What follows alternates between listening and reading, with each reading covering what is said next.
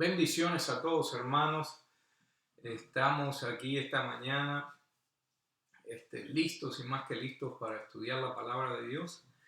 Y le mandamos saludos a la iglesia Calvary Chapel Homestead en español y a todos los hermanos ahí, además de un saludo fraternal para todos los que nos están mirando a través de YouTube, donde quiera que estés, hermano.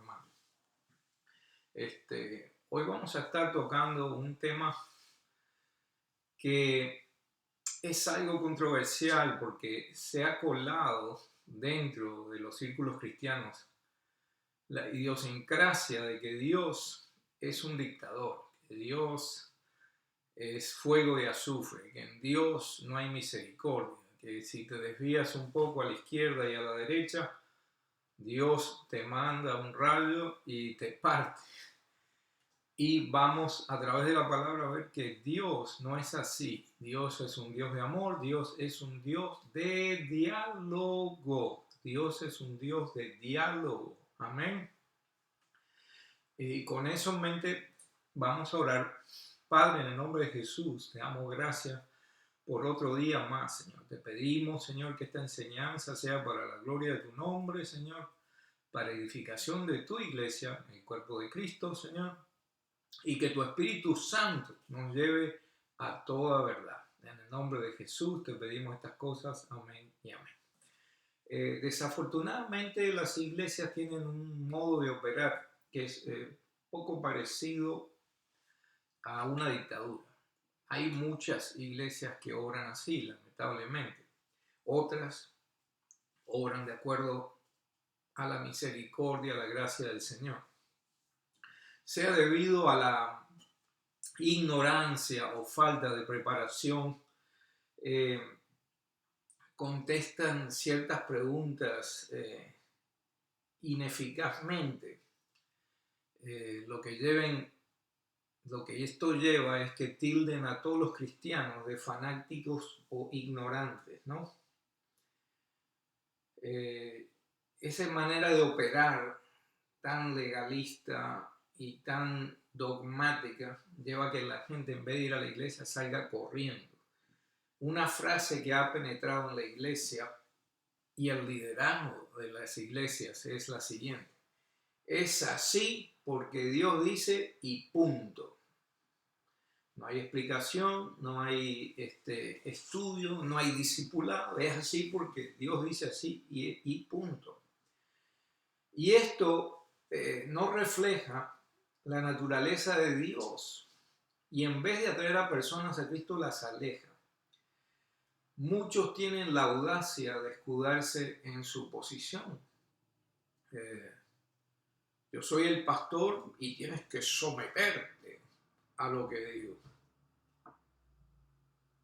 Nosotros estamos supuestos a ser embajadores de Cristo. Y Cristo, al igual que el Padre, quiere tener una relación con el hombre. Las Escrituras dicen que Dios quiere que todos los hombres sean salvos y vengan al pleno conocimiento de la verdad. ¿Cómo puede tener Dios una relación con el hombre si no hay un diálogo? El diálogo es clave con cualquier relación. La comunicación es clave con cualquier tipo, es clave para cualquier tipo de relación. Para que cualquier tipo de relación florezca y crezca, tiene que haber un diálogo, tiene que haber comunicación. Paréntesis, por eso muchos matrimonios se van al pico, muchos matrimonios fracasan, muchas amistades se destruyen por la falta de comunicación y de diálogo. Gracias a Dios que Jesús, nuestro Señor, es una persona de diálogo. Gracias a Dios que, perdón la redundancia, pero nuestro Dios es un Dios de diálogo. Vamos a leer Isaías capítulo 1 versículo 18. La palabra de Dios dice así: venid ahora y razonemos, dice el Señor, aunque vuestros pecados sean como la grana, como la nieve serán emblanquecidos, aunque sean rojos como el carmesí, como blanca lana quedarán. Mire cómo abre Isaías capítulo 1, versículo 10. Venid ahora y razonemos. Wow, el Dios de la creación acercándose al profeta de tú a tú y diciéndole, vamos a razonar juntos, Isaías, venid y razonemos. Razonemos es la palabra hebrea yakach, yakach, lo puede buscar en el diccionario Strong. Dice ahí que esto es una raíz primitiva, o sea, tener razón, argumentar recíprocamente, casualmente para decidir, justificar o condenar, designar, argumentar, castigar, convencer, corregir, disputar. Entonces nos damos cuenta que esta palabra yakach nos habla de un diálogo, de una conversación, de argumentar, de disputar, de dos personas juntándose y tener una conversación, un diálogo, un argumento. Amén.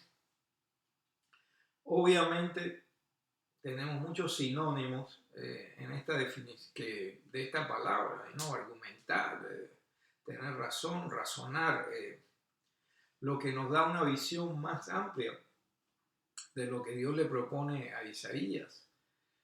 Argumentar, convencer, disputar, alegar, razonar. Dios es un Dios de diálogo. Dios es un Dios que quiere tener una conversación íntima con nosotros. Amén. También Isaías capítulo 43, versículo 26 dice lo siguiente. Dice, hazme recordar, entremos en juicio juntamente, relata tú para abonarte. Entremos en juicio es la palabra en hebreo shapat, shapat, y que significa lo siguiente. Es una raíz primitiva, juzgar, es decir, pronunciar sentencia a favor o en contra. Por implicación, para reivindicar o castigar, extensión, gobernar, litigar pasivamente, contender, defender, ejecutar juicio, alegar, razonar y dictaminar. Wow, shapat. Vemos que Dios es un Dios que le gusta razonar, dictaminar, alegar, razonar contigo, en otras palabras. Libro de Miqueas, capítulo 6, versículo 2, la palabra dice, oíd montes y fuertes, fundamentos de la tierra, el pleito de Jehová, porque tiene Jehová pleito con su pueblo, y altercará con Israel. De vuelta, aquí vemos la palabra yakach, que es razonemos. O sea que Dios razonará con Israel. Amén. Muchas personas tienen la noción de que Dios funciona de la siguiente manera, que es un dictador. Lo que yo digo, o cárcel, ¿no? Haz lo que digo, o fuego y azufre, ¿no? Si bien Dios le da a cada uno de acuerdo a sus obras, porque en Jeremías 17:10 nos dice que Él es el que escudriña el corazón y le da a cada uno de acuerdo a sus obras. No es el Dios temperamental que los legalistas usan para manipular las congregaciones y llenarlas de terror. Vamos a leer otro ejemplo. Después que Adán y Eva pecan, hay una serie de eventos que revelan un diálogo entre Dios y Adán. Si hay consecuencias por el pecado, la paga del pecado es muerte, no solo está en el Nuevo Testamento, sino en el Antiguo Testamento. Eso no es nada nuevo, no estamos justificando el pecado. Pero Dios, en su misericordia, hace razonar a Adán, habla con Adán, tiene un diálogo con Adán. Génesis capítulo 3, versículo 8. Y oyeron la voz de Jehová Dios que se paseaba en el huerto al aire de día, y escondiéndose el hombre y su mujer de la presencia de Jehová Dios entre los árboles del huerto. Y presta atención cómo Dios habla a esta pareja, ¿no? Y llamó Jehová Dios al hombre y le dijo, ¿dónde estás tú? Y él respondió, oí tu voz en el huerto y tuve miedo porque estaba desnudo y escondíme. ¡Wow! Y díjole, ¿quién te enseñó que estabas desnudo? ¿Has comido del árbol que yo te mandé que no comieses? Y el hombre respondió, le echó la culpa a la esposa. O sea, la mujer que me diste, la compañera, me dio del árbol y yo comí. ¡Wow! Entonces Jehová Dios dijo a la mujer, ¿qué es lo que has hecho? Y dijo la mujer, la serpiente me engañó y comí. Echándole, están pasando la culpa uno a los otros acá. ¿Y qué es lo que vemos acá? Aparte de que muy humanamente estas dos personas no querían asumir la responsabilidad de que solo ellos fueron culpables de cometer ese pecado. Satanás te puede tentar, Satanás te puede proponer muchas cosas, pero depende de ti, de tu libre albedrío, de decir sí o no al pecado. Amén. No hay excusas acá. Pero vemos cómo Dios se acerca y les habla. Vemos que Dios no reacciona inmediatamente. Vamos a destruir a Adán, voy a hacer otro nuevo. ¡Pum! Porque pecó y ¡pum! Vamos a destruirlo. No, hay un diálogo. Hay un diálogo. Sí, el pecado trajo grandes consecuencias en la vida de Adán y Eva, pero Dios habla con ellos. Amén. Vamos a leer otra instancia. Lo que estamos acá no estamos profundizando en ese hecho en particular, sino en el hecho que Dios es un Dios de diálogo. No importa lo que hayas hecho, Él va a hablar contigo, va a razonar contigo, llegar a una conclusión.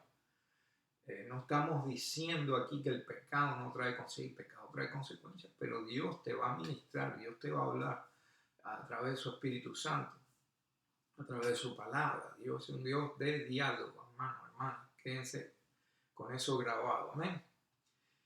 Abraham y Sara están teniendo problemas, ya que Dios les hizo una promesa y ese niño no llegaba. Entonces le está costando creer en esa promesa. Quisieron ayudar a Dios a hacer su voluntad, un error que muchos de nosotros cometemos, queremos ayudar a Dios. No, Dios no necesita nuestra ayuda. Amén.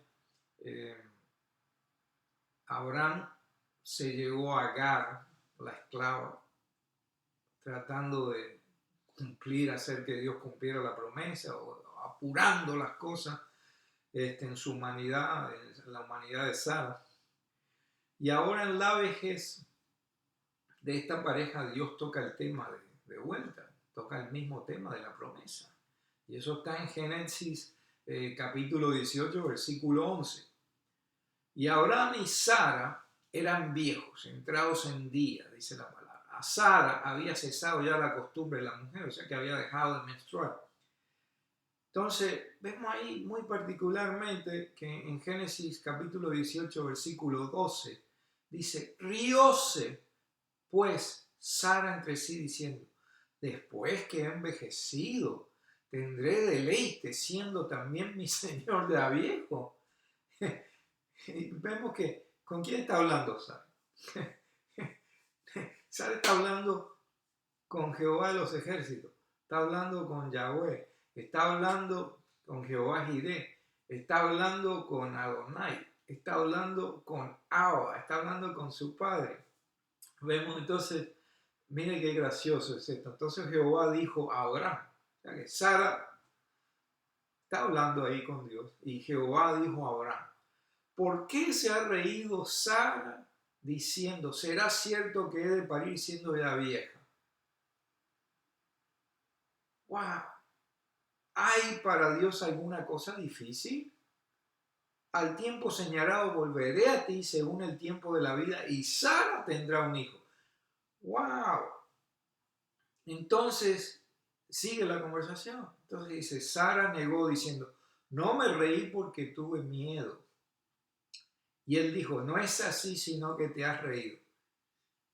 Qué hermoso el diálogo entre Dios, Abraham y Sara. ¡Wow! ¿Qué hubiera hecho un legalista o un religioso en esta conversación? Quizá hubiera acabado con Sara. Mujer de poca fe, mujer irrespetuosa, te reíste, etcétera, etcétera, etcétera. Pero no, Dios tiene una conversación con Abraham, con Sara, como si fueran tres amigos. ¡Wow! ¡Qué grande es nuestro Dios! ¡Qué Dios grande! ¡Qué Dios tan bueno! ¡Qué Dios tan misericordioso! Veamos otro caso. Vemos que Elías estaba cansado, había matado a 400 y pico de profetas de Baal a punta de espada. Y vamos a ver lo que sucede. Y después de haber hecho todo lo que hizo Elías, se cansó, se asustó.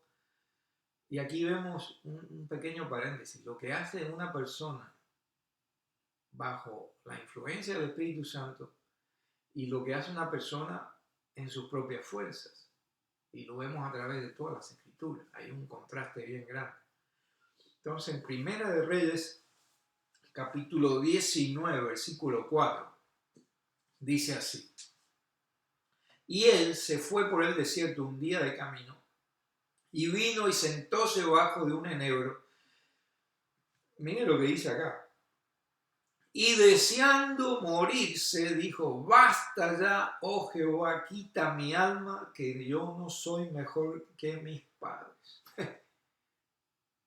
Y echándose debajo del enebro, quedóse dormido. Y aquí un ángel que le tocó le dijo, levántate y come. Entonces él miró, y aquí a su cabecera una torta cocida sobre las ascuas, un vaso de agua, comió, bebió y volvióse a dormir. Y volviendo el ángel de Jehová la segunda vez, tocóle, estaba ahí, después de comer, barriga llena, corazón contento, le toca el hombro y le dice el ángel, levántate y come porque el gran camino te resta. Levantóse, pues comió y bebió y caminó con la fortaleza de aquella comida 40 días y 40 noches hasta el monte de Dios de Joreb. Entonces aquí en muchas Biblias dice, el Señor habla a Elías. Y en el capítulo 19, versículo 9 de Primera de Reyes dice así. Y allí Elías, ¿no?, se metió en una cueva donde tuvo la noche. Y fue a él palabra de Jehová, el cual le dijo, ¿qué haces aquí, Elías? Vemos que es una pregunta. Ahí no hay símbolo de exclamación, o sea que Dios no está gritando, ¿no? Y Elías responde, ¿no? Dice, y él respondió, sentido he un vivo celo por Jehová, Dios de los ejércitos, porque los hijos de Israel han dejado tu alianza, han derribado tus altares y han muerto a cuchillo tus profetas, y solo he quedado y me buscan para quitarme la vida. Muy ceremonioso, muy elocuente, pero en realidad estaba muerto de miedo, ¿no? Sigue ahí en el versículo 11, y él le dijo, sal fuera y ponte en el monte delante de Jehová. Y he aquí Jehová que pasaba, y un grande y poderoso viento que rompía los montes, quebraba las peñas delante de Jehová, mas Jehová no estaba en el viento. Y tras el viento un terremoto, mas Jehová no estaba en el terremoto. Y tras el terremoto un fuego, mas Jehová no estaba en el fuego. Y tras el fuego un silbo apacible y delicado. Y cuando lo oyó Elías, cubrió su rostro con su manto, y salió y paróse a la puerta de la cueva. Y aquí que llegó una voz a él diciendo, ¿qué haces aquí, Elías? Y él responde la misma cosa, solemnemente. Y él respondió, sentido en un vivo celo por Jehová, Dios de los ejércitos, porque los hijos de Israel han dejado tu alianza, han derribado tus altares y han muerto a cuchillo tus profetas, y yo solo he quedado y me buscan para quitarme la vida. Vemos que Dios le está tratando de decir algo a Elías, ¿no? Jehová dice, grande y poderoso viento, aquí Jehová que pasaba, un grande y poderoso viento y rompía los montes, quebraba las peñas, mas Jehová no estaba en el viento. Un terremoto, mas Jehová no estaba en el terremoto. Tras el terremoto un fuego, mas Jehová no estaba en el fuego. Y después dice, y tras un silbo apacible y delicado. Entonces escuchó, lo oyó Elías, cubrió su rostro. O sea que, ¿cómo se manifestó Dios a Elías? Con un silbo apacible y delicado. Y dice, ¿qué haces aquí, Elías? Vemos que Dios tiene el poder de hacer todas estas cosas, de destruir, pero se manifiesta a nosotros con amor, con un silbo apacible y delicado. Dios es un Dios de diálogo. Amén. Vemos en su humanidad Elías que Dios dice, ¿qué haces aquí, Elías? En vez de abrir su corazón y decir, tengo miedo. No, estoy con esa solemnidad, ¿no? Repite 2 veces lo mismo. Y vemos que el hermano Adam Clarke interpreta este pasaje en su comentario bíblico de la siguiente manera. Es muy interesante. Tenga un poquito de paciencia, hermano. Lo que nos dice Adam Clarke es lo siguiente.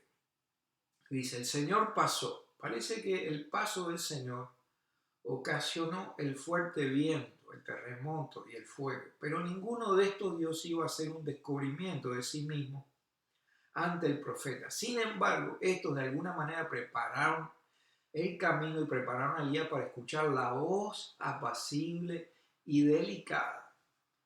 El aparato que indica la presencia de la divina majestad es casi siempre el mismo que el empleado para administrar la ley de Moisés, y muchos han supuesto que Dios pretendía estas cosas se entendieran así, que Dios tenía la intención de mostrarse a la humanidad no en juicio, sino en misericordia.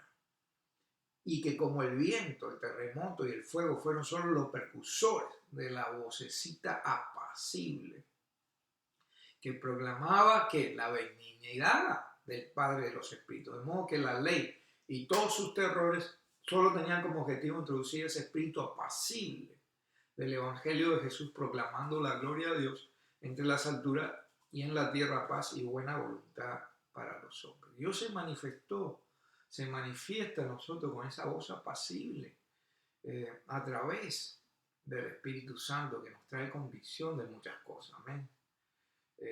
No solo de pecado, sino que también el Espíritu Santo nos enseña. Es esa vocecita que nos dice, no hagas eso, o sí haz eso, ¿no? Si Dios hace un despliegue de su poder, ¿no tendrías miedo, hermano? Aún así, con ese miedo Dios te puede usar, como usó a Elías. Amén. Lo que tenemos que ser es obediente, decirle, heme aquí, Señor, a pesar del miedo, a pesar de las circunstancias, a pesar de todo. Y nos damos cuenta que Dios tiene más fe en lo que puede hacer Elías que la fe que Elías tiene en él mismo. Amén. Dios tiene fe en nosotros. Pero volvemos a lo mismo. Dios es un Dios de diálogo. Dios es un Dios de diálogo. ¿Qué es orar? Es hablar con Dios. Tan sencillo como eso. Orar es hablar con Dios, tener una comunicación con nuestro Padre, tener un diálogo con nuestro Padre, tener una conversación con nuestro Padre. Amén. Hermano, dialoga con Dios, conversa con Dios, déjale saber cómo te sientes, no con vanas repeticiones, sino con el corazón. Amén. Mateo capítulo 6, versículo 7, dice así, y orando, no sean prolijos como los gentiles que piensan que por su parlería serán oídos. Amén. No os hagáis pues semejante a ellos, porque vuestro Padre sabe de qué cosas tenéis necesidad antes que vosotros le pidáis. Dios lo sabe todo, hermano. No se engañe, no se deje engañar, hermano. Dios lo sabe todo. Prolijos es la palabra vanas repeticiones. En el griego es batolegeo, que es decir por implicación, parlotear, tediosamente, vanas repeticiones. Polulogia, de un compuesto del G4183, locuacidad. Esto es prolijidad, hablar mucho, ser locuaz. ¿Cuántos de nosotros hemos ido a la iglesia y vemos al hermanito X haciendo esas oraciones elaboradas? Amantísimo Padre. Y van y siguen con esa demagogia, con esa palabrería, queriendo impresionar a la gente. Y vemos que Jesús nos dice en Mateo 600, y orando no seáis prolijos como los gentiles. A veces nosotros nos pensamos que somos políticos y tenemos que dar, que la oración es como un discurso y tenemos que dar el mejor discurso. No, eso no es así.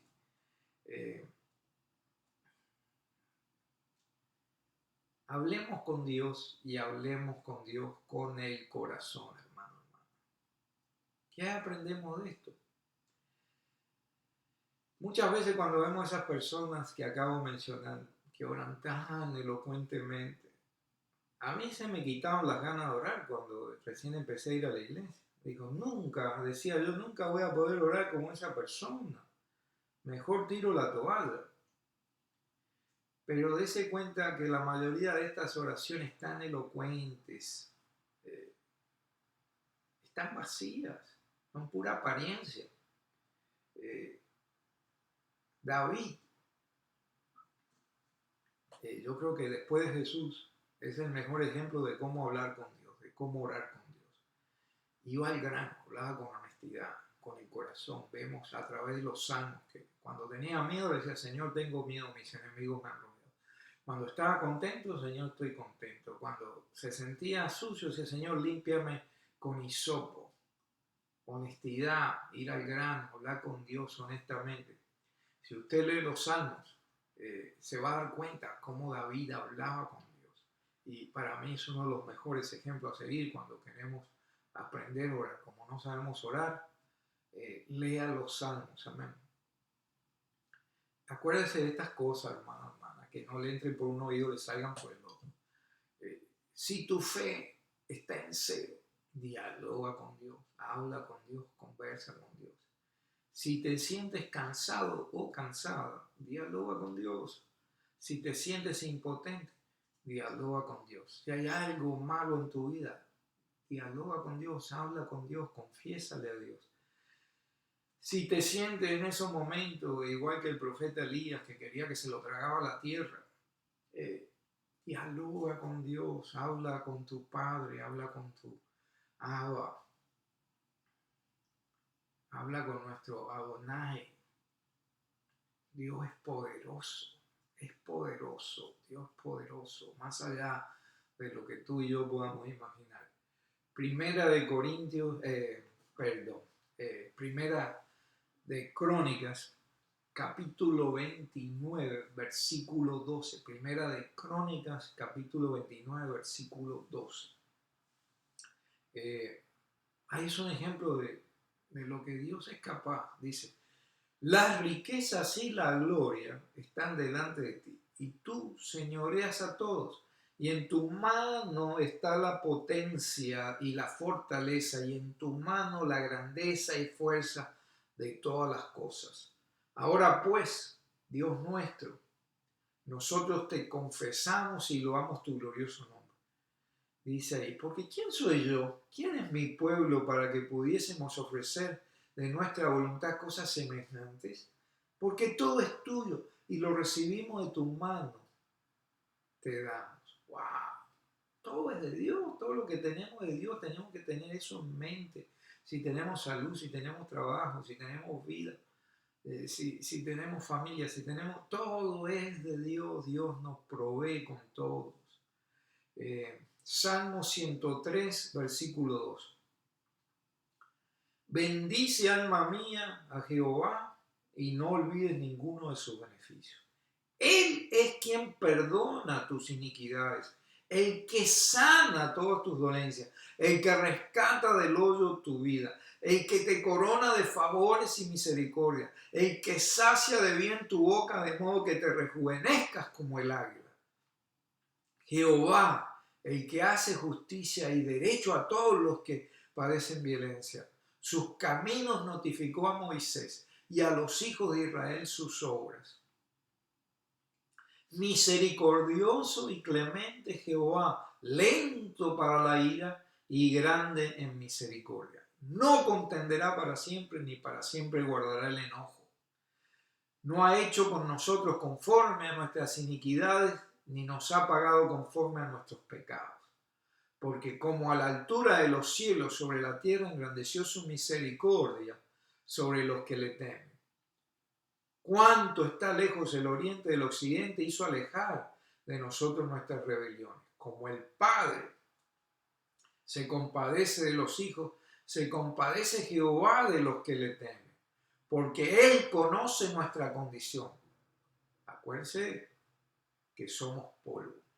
El hombre como la hierba son sus días, florece como la flor del campo, que pasó el viento por ella y pereció, y su lugar no la conoció más. Mas la misericordia de Jehová, desde el siglo y hasta el siglo, sobre los que le temen, y su justicia sobre los hijos de los siglos, sobre los que guardan su pacto, y los que se acuerdan de sus mandamientos para ponerlos en obra.